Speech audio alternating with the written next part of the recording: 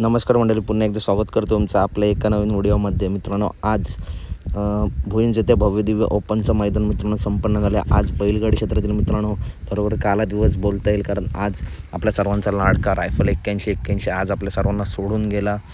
आणि खरोखर बैलगाडी क्षेत्रातील मित्रांनो एक दुःखद घटना आज घडली आहे. आजच्या भुईंज मैदानामध्ये द्वादश हिंदकेसरी बाकासूर मित्रांनो पाळायला आला होता. बाकासूरचा पायरा होता वकील. प्रेक्षकांची मित्रांनो एक इच्छा होती, ती इच्छा अधुरीच राहिली.